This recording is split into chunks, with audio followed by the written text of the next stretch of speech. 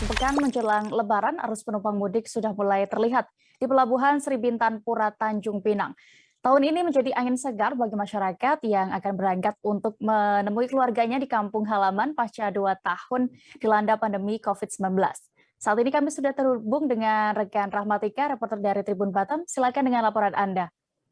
Baik, terima kasih Dea. Dapat dilaporkan bahwa arus mudik sudah terjadi kepadatannya pada Minggu 24 April 2002 kemarin, di mana saat itu pada hari Minggu terdapat kapal pelni yang membawa penumpang dengan tujuan ke Kalimantan, Sulawesi, dan Surabaya.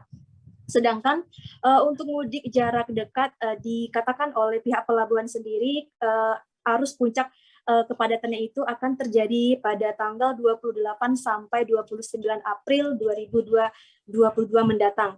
Nah, perlu diinformasikan juga bahwa arus penumpang yang biasanya 150 orang setiap harinya, namun saat ini menjelang mudik Lebaran mencapai 700 penumpang yang meninggalkan Provinsi Kepulauan Riau. Sementara itu untuk calon penumpang atau pemudik yang mudik di dalam Provinsi Kepulauan Riau yang merupakan mudik jarak dekat yang biasanya hanya 1.000 pemudik, saat ini sudah mencapai 2.000 hingga 3.000 pemudik yang berangkat dari Pelabuhan Sri Bintan-Pura menuju ke Telaga Punggur, Kota Batam. Nah, sedangkan dari pihak pelabuhan sendiri, karena melihat peningkatan jumlah pemudik saat ini, pihak pelabuhan berencana akan menambah trip pelayaran yang biasanya hanya 13 hingga 14 pelayaran saja setiap harinya. Saat ini ditambah mencapai 18 pelayaran dengan jadwal pelayaran terakhir itu pada pukul 17.30 WIB.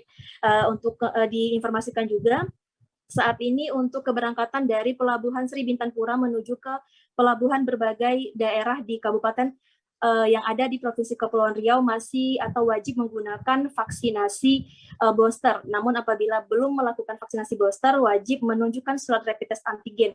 Sementara itu dari info terkini untuk keberangkatan di Pelabuhan Roro yang biasanya mengangkut penumpang dan juga kendaraan, belum terlihat adanya pengecekan surat rapid test antigen maupun cek kesehatan seperti vaksinasi booster. Sekian yang dapat saya laporkan, Dea. Baik, terima kasih rekan Rahmatika, dan berikut Tribuners keterangan dari General Manager Pelindo Cabang Tanjung Pinang. Yusrizal kami tampilkan selengkapnya. Pura peningkatan penumpang dibanding hari-hari biasa lebih kurang sekitar 30%. Ya. Tapi kalau dibanding tahun kemarin, kayaknya hanya meningkat sekitar 20% saja. Pak, berapa armada Pak disediakan nih Pak dari itu?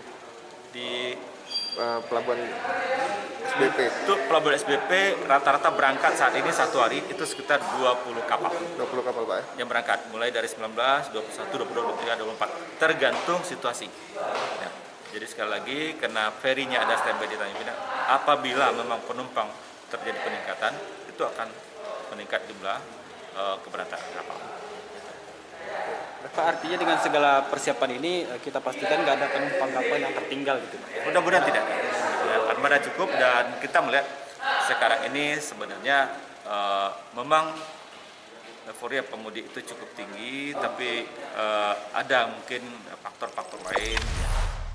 Jangan lupa subscribe, share, komen, dan like ya.